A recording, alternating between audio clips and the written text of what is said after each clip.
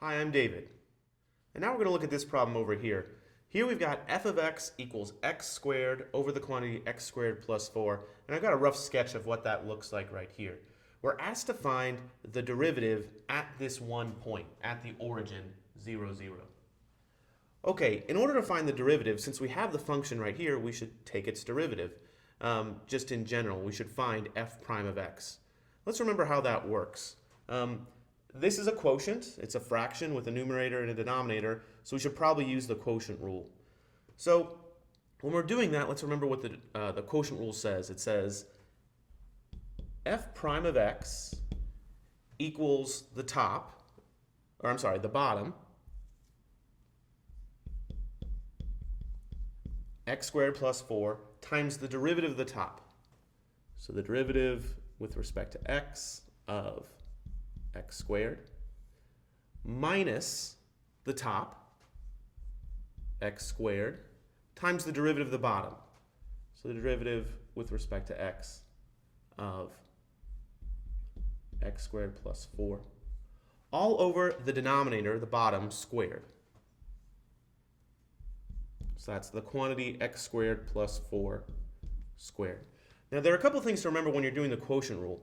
First of all, the order matters, right? This is subtraction. So it matters that you keep the bottom the same and take the derivative of the top first and then subtract the other way around. When you're doing the product rule, order doesn't matter because it's addition, but for the quotient rule, order definitely matters. The other thing to be really careful about is that the thing that's being squared is the whole denominator, not x squared and 4 individually, but the whole thing. So make sure to keep that in parentheses. Okay, let's see what this is.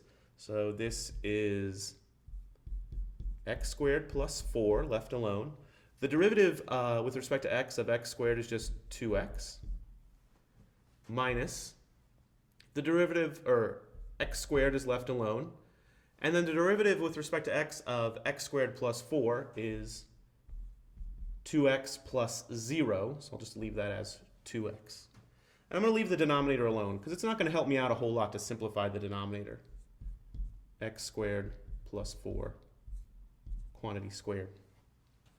Now, I'm going to want to plug in a number here, but it might be nice to simplify this a little bit because some stuff will cancel out. So instead of plugging in a number right away, let me go ahead and simplify this just a little bit further.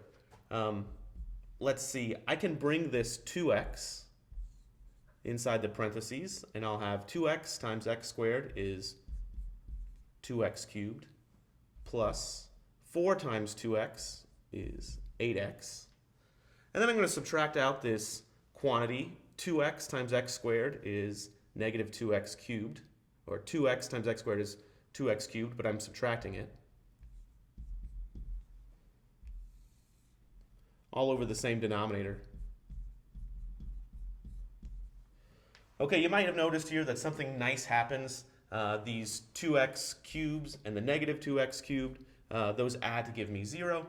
And I'm just left with f prime of x equals 8x over x squared plus 4 quantity squared.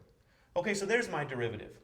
Now, specifically, they want the derivative at this point, at 0, 0. Now, my derivative is defined in terms of x, so I really only care what the x value here is. And here, definitely, x is equal to 0. So to finish up this problem, all I have to do is plug in 0 into my derivative. So let's do that. F prime of 0. Well, wherever there was an x, I'm going to plug in a 0 here. So this is 8 times 0 over 0 squared plus 4 quantity squared. That simplifies pretty nicely. The numerator, 8 times 0, is just 0. The bottom, 0 plus 4 is just 4. Squared is 16. As long as the bottom's not 0, as long as it's a number other than 0, I don't really care because the numerator is 0. So f prime of 0 is 0.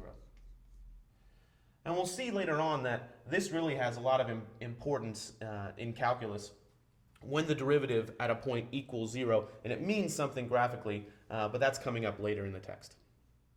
Thank you.